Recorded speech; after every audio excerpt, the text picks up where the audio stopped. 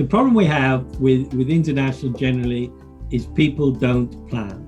That 90% of the business potential for us is overseas. With mainstream retail, food service, HoReCa, well, e-commerce is every bit, needs to be a part of everybody's strategy at the moment. Good morning, everyone. Welcome to the new episode of Live Sattviko Talks. So today we have with us Mr. Richard Jones from UK joining us on the session. Good morning, Richard. How are you? Good morning, all. Very well, thank you. Good to be here. Awesome. Thank you so much for accepting our invitation, and it is really awesome to see you again. You too. Looking forward to the discussion. Great. So viewers, let me introduce you to Richard once, and then accordingly we can take the session forward. So Mr. Richard is the CEO and founder of Grocer Global. He has had a wonderful experience of more than 25 years and counting in the F&B industry, covering more than 50 countries globally. He has also spent some time in office career with Walmart also. He has also made a massive sales of more than 30 million pounds during his entire professional career until now. He completed his graduation in estate management from Southampton and MBA from the New York University. So really, Richard, you have a wonderful experience, and it is awesome to have you on the session. No, it's a pleasure. I think the gray hairs show some of the experience as well. Oh, so. Absolutely. Absolutely. Great. So, I mean, you graduated in estate management and did your MBA from the New York University. And after working with some large corporates like Cargill and few more organizations, what inspired to start Grocer Global Group? I think in my career, I came through a fairly classical background in food manufacturing and FMCG. I ended up in commercial roles and particularly towards the end of my time in my corporate career in international roles. The one thing I became very aware of was just how much businesses tend to underestimate the potential of international business. As we sit very focused on our home country markets, we can become a little blinkered to the fact that 90% of the business potential for us is overseas. Right. And I think also the other thing I saw is that people didn't take it very seriously, or as seriously as they took their home market. Classically in the UK, you may have entire teams dedicated to looking after, a key retail account, a Tesco, a Sainsbury's, as the Walmart. And yet international, maybe one guy looking after the whole of the rest of the opportunity. Right. The purpose, therefore, of Grocer Global is first and foremost to make businesses aware of the size of opportunity that may exist for them, but also how to go about attacking and strategizing, hitting the international markets. So that's where we come from. Awesome. And I mean, since you have a presence over more than 50 countries and also you have traveled a lot, of course, pre-COVID times. So if you can throw some light on the changing food landscape across maybe specifically the US, UK and Middle East. I think if we go back even 2 years, so pre-COVID, we were starting to see a shift towards healthier lifestyles, fitness, well-being. So we're talking not only physical, but mental well-being as well.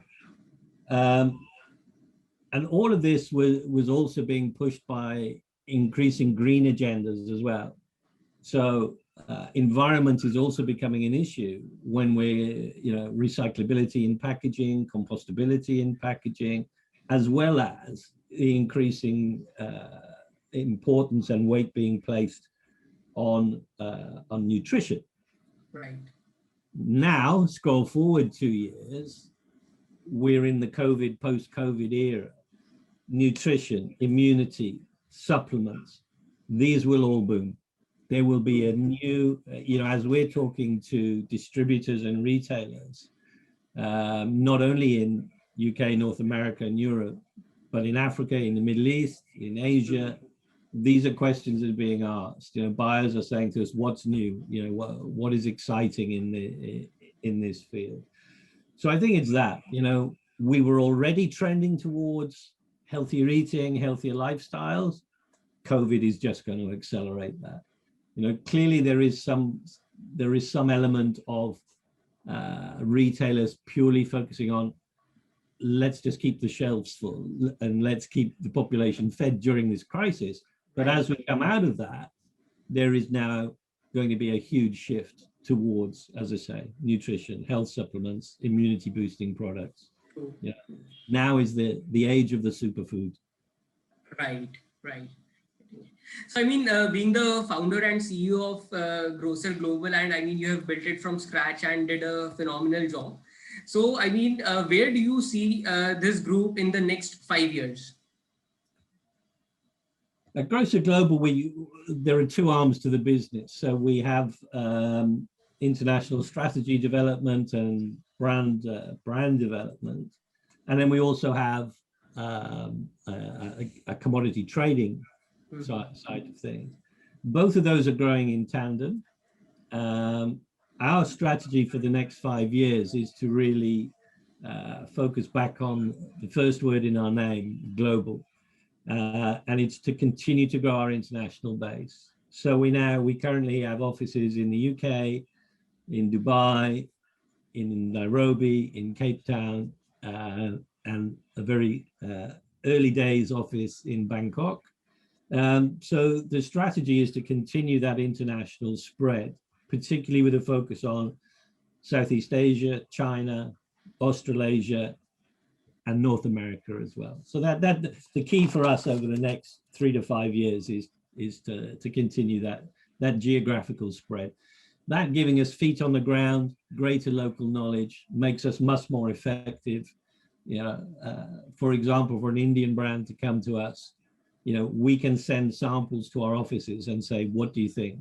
Just as quick, I'm not talking about an industry appraisal, I'm talking about a consumer appraisal. But these are guys and women who've been in the business for a long time. We can send product to Cape Town and say, will these work in South African market? And we may have some feedback, packaging may have to change. Right. In the Middle East, we may have to say these ingredients, can't be accepted. Quick feedback. It makes us very effective, and saves. One of the most costly elements of any strategy is time. Right. So any time we can save is good. So we spend a lot of time building. We have a database now between 8,000 and 10,000 contacts. Distributors, buyers, retailers, independents. So very quickly we can bring products to markets. That's all part of the continuing development. Right. So, I mean, you have helped more than, hundreds of brands going global, and you have built them from scratch.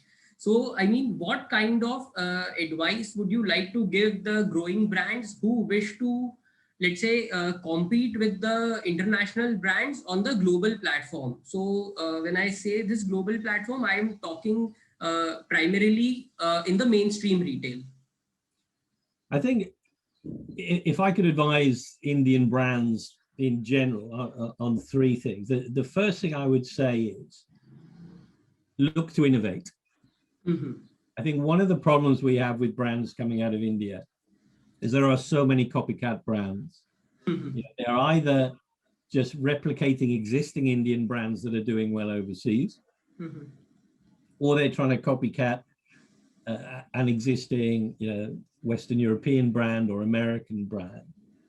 And I think increasingly, while there is always a market for a budget product, the real a budget project. So let's say, and I think a lot of the Indian focus over the last, maybe not so much the last 3 to 5 years, but as you go back before that, it was always about cheap. How can we provide, and cost was always the driver. And these days, quality and innovation will open far more doors than low price. That's just the way the market is going. If ever there was a time for Indian brands, it's now, as we said, superfoods, nutrition boosting, immunity boosting. So the opportunity is there. Right. At the same time, a lot of Indian brands have typically come with very basic packaging, where the rest of the world is moving on, moving forward. I'm talking packaging in terms of not only look and feel, but in the technology packaging as well. Right. So I think Indian brands, generally speaking, have a way to go to catch up, but the opportunity exists there. And lastly, I would say, look to your branding. If you are a traditional Indian product, don't be frightened to package it as a traditional Indian product. Don't try and copy, don't try and make a traditional Indian product look Right. British. Right. Yeah. Equally, if it's not traditional Indian, then you need to move away from that. If you were to speak to marketeers in the UK, they can probably pick out South Asian marketing. Historically it's been bright colors, it's been almost cartoon style graphics. Whereas if you look at Europe now, everything is very sleek, it's very chic. So maybe, looking to Scandinavia or Germany, for a much cleaner packaging, a less busy branding, is a way forward. But the opportunity certainly exists. I think these points would be really helpful for the brands, of course, I mean, specifically from India who wish to go global. I mean, really beautiful insights. Well, I think that's it. And, and this is one of the key things that we can help people with. Sometimes, what works well in India won't necessarily transfer across. Absolutely. But, I mean, there are, also when we come to, some of the effective ingredients, will be stuff that in the Indian market and to the Indian consumer are well-known products. These maybe are foods that grandma has been feeding, the family for decades. Take that, into a Western market, into France or Germany, they have no idea what that product is. So again, you can't just, there will have to be an element, I think, of education within the packaging to help the Western consumer understand, okay, what is this product? But, products have developed, we are learning, turmeric is very mainstream product here now. We're starting to understand, it's not just something we put in our curry when we make it home, but there are significant health benefits to that. We've probably been more exposed to Chinese foods longer than we have to Indian foods. But in the UK now, virtually every household will eat Indian food at least once a week. Now, maybe a very westernized version of Indian foods, but we're pretty familiar with the tastes and the smells and that. But some of the products, we'll need an element of education as to why this is a superfood. But the market is waiting for it. So, Richard, coming to my next question, I mean, if I were to ask you your two long-term goals, I mean, what would they be? Maybe personal or professional. So what would they be? I think they probably both come from a kind of personal point of view. And that is a question when I sort of sit down now and say, okay, what's my end point? At what point can I say, okay, maybe I can take a back seat now. Maybe I can hand the reins over to my son. At what point do I want to be at? And I think that there are two elements to that. One is the physical, which probably we've already covered slightly, and that is to complete the map. So to have Grocer Global offices on every continent. Wow, that's awesome. So maybe not Antarctica. We'll give that a miss. But the second one, and this is more from a professional satisfaction point of view, would be to say in 5 years' time, right, at this point, Grocer Global are the undisputed leaders in our field. Maybe within our areas of specialism, there are some great performers doing similar jobs to ourselves, some in the US, some in the UK, and globally. But to be seen at that, to be at the top of our field, we're pretty close. We've got some impressive brands on our resume. that we work with. But equally, we like to work with startups as well, because going into influence or assist, last week we're in meetings and discussions with a $5 billion brand in the UK. Nice. Yesterday, we're talking to a brand that literally is still in the concept phase yet, hasn't launched yet, and probably has a marketing budget of, I don't know, $10,000. So the two exist. But we know we can add far more right to the small brand than we can add to the $5 billion brand. True. It's also easier to get decisions made at this absolutely point. But yeah, so we're flexible across that. Between the team, we're getting on now for nearly 200 man years of experience. Wow, so that's huge. That's quite a lot to call on. Yeah. Right. So that's it. So complete the map and be the best we can be. Wow. And I also see a map, a world map on your background as well. So yeah, well, this is it. This is the jigsaw puzzle, and we have to complete the puzzle. Right. Great. So, Richard, I mean, we have in India also we have observed that now e-commerce is taking that next big step, since I mean people are working from home and not in last 1.5 years or so, people have not much moved out or so. So what is your take on the increasing scope of e-commerce in the international market? I think if we look at the digital economy as a whole, we come from, prior to the digital economy, the physical economy, if you like, is known as being cyclical. We have boom, we have bust. We have boom, we have bust. Right. At the moment, the digital economy is just booming. Right. And the rate at which it continues to grow is accelerating. So e-commerce is an absolute essential channel for anybody. It used to be mainstream retail, food service, HoReCa. Well, e-commerce is every bit, needs to be a part of everybody's strategy at the moment. And when you're talking about entering, economies that traditionally have been difficult to access from a supply chain point of view, India, a classic example of that. Thankfully, coming a little easier now. But for us, where we used to look at entering the Indian markets, and we're looking at different VAT in every state, we're looking at octroi taxes as we're crossing, and it's a mystery to us. So to try and get a brand pan-Indian distribution used to be, a real headache. Right. Now to go to, e-commerce, wow, pretty much easy. We used to talk about India as, okay, people come and say, wow, India, 1.2 billion, and no, okay. Let's talk about people who can afford imported goods, so, maybe 10% of that. And, of that 10%, well, maybe we can only reach 10% of that 10% because of supply chain issues and distribution issues. But yeah, that's still a big number, I mean. But still, India represents, a huge opportunity.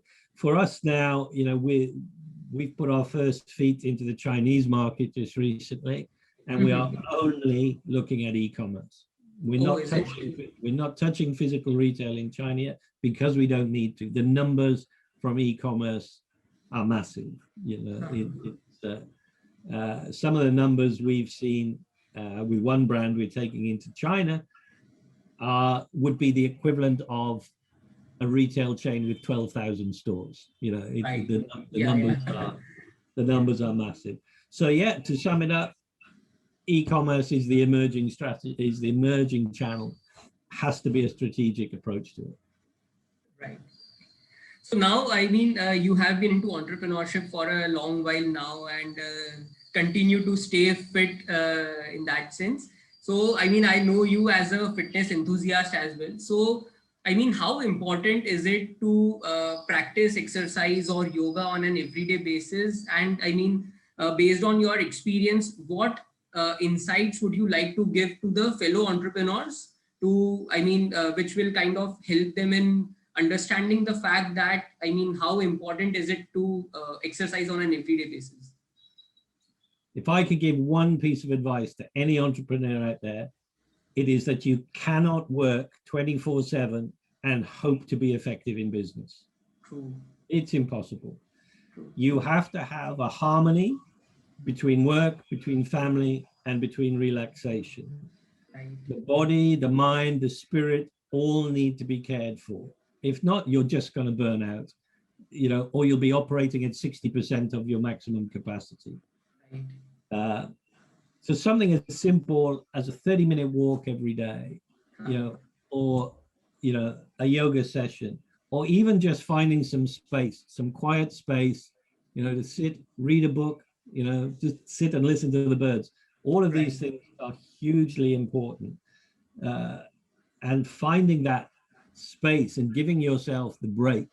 Traditionally, and Asian cultures are very bad at stopping work. Look at Japan, look at China, look at India, and we feel guilty if we stop working.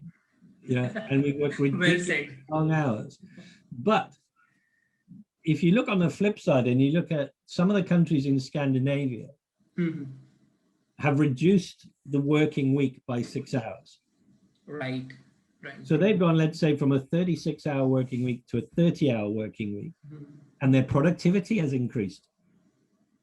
They work harder when they're at work, but they know they're finishing at 4 p.m. or they know they're finishing at 2 p.m. on a Friday, and it creates a positive. Now, compare that with Japan, where we've got guys in the office at 5 a.m. and going home at 1 a.m. 1 a.m. 1 a.m.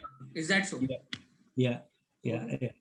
So, I mean, I have a separate business, completely separate to Grocer Global, which deals with mental health in the workplace. And so, it's a topic very close to my heart. But physical health, mental health, very important.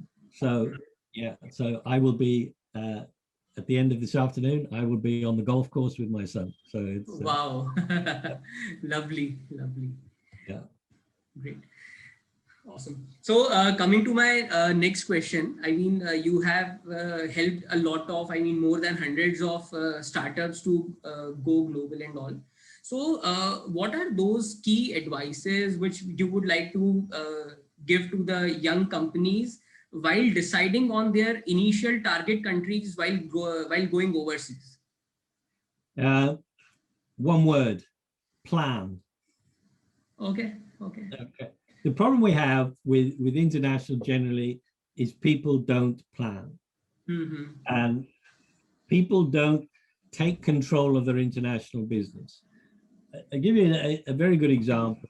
I was working with a brand, and the chairman came to me and he passed me a post-it note with a name and a post-it note, a little sticky note. Yeah. And it had a name and a telephone number on it. And he said, this guy is going to represent our business in Austria. Okay. Who is he? Yeah.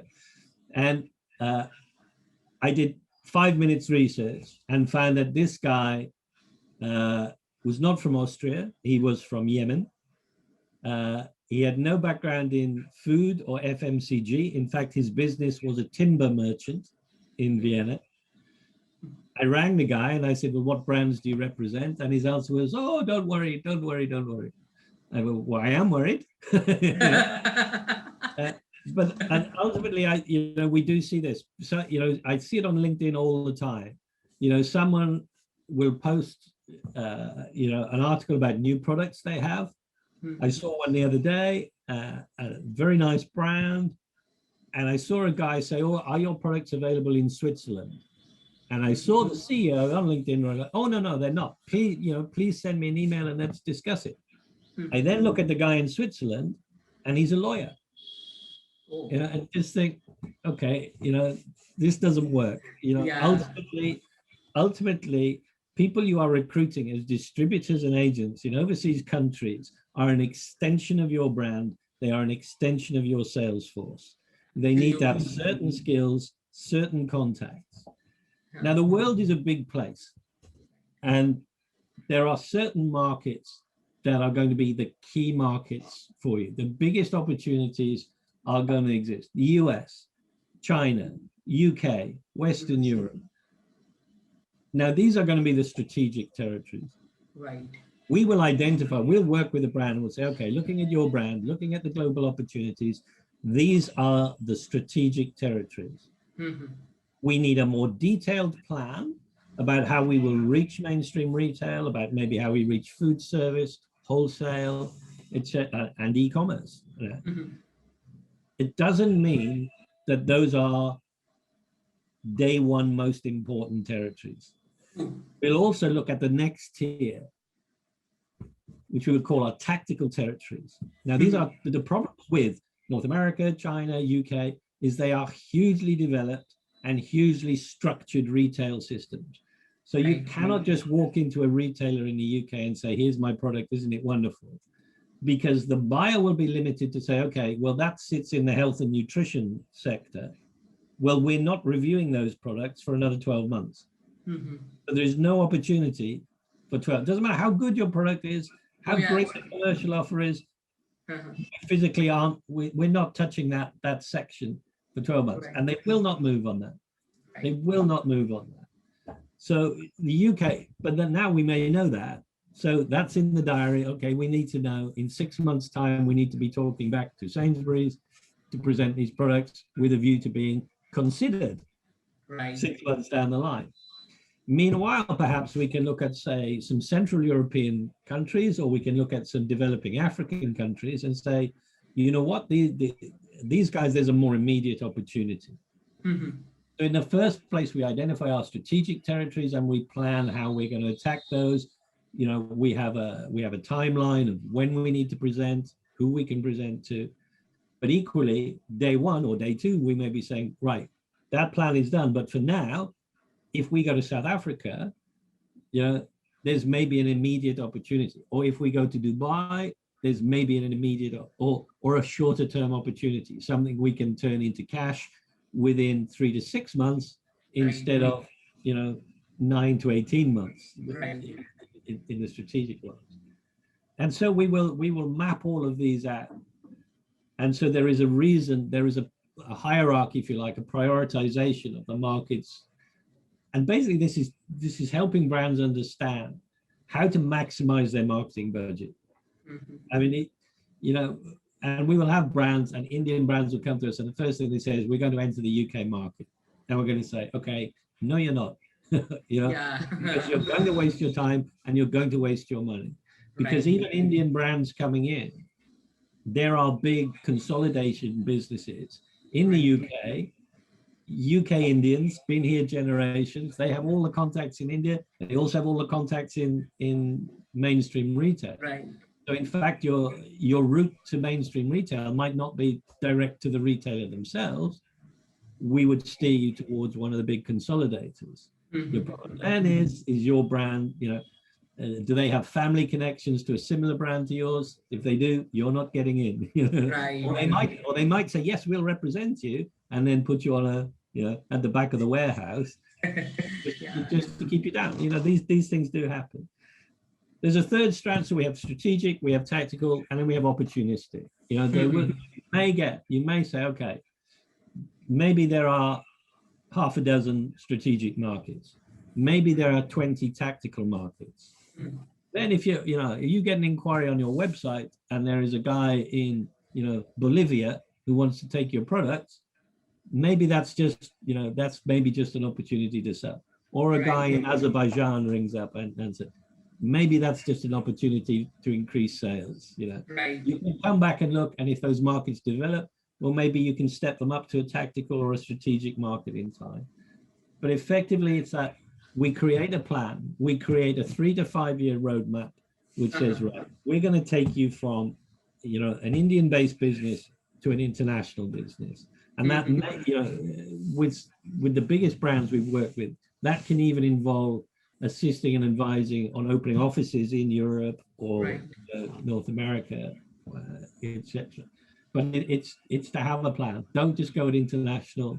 You know, the other classic is just to go to trade fairs. Trade fairs are very important for getting particularly innovative products just, you know, tasted and in people's hands. And there's no excuse.